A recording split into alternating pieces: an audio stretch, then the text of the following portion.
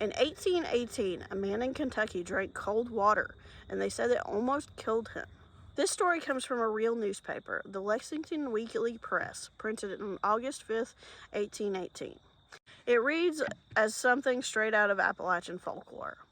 A man on Oliver Street, after impudently drinking water that was really cold, suddenly collapsed. His body locked up. The newspaper said he was seized with alarming symptoms, and his neighbors thought he was dead, or at least close to it. A doctor was called, and instead of praying, he mixed up what he called a remedy. He took half an ounce of camphor, that strong, ghostly-smelling resin that they use in embalming. He dissolved it in a gill of brandy, which is about 4 ounces of brandy, and then he gave the man 3 doses, one every 3 minutes.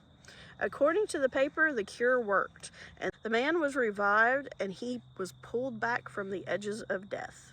The doctor told the newspaper he was sharing that recipe for the good of the public. But if you read that now, it just sounds very crazy and unhealthy to do. But back then, the brandy was for the spirit, the camphor was for the flesh, and the 3-minute intervals, it was keeping death waiting long enough to just change its mind.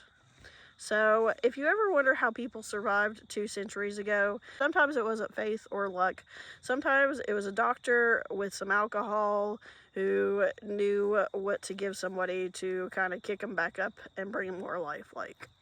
So, yeah. In 1818, maybe a sip of cold water could have brought somebody close to the edges of death.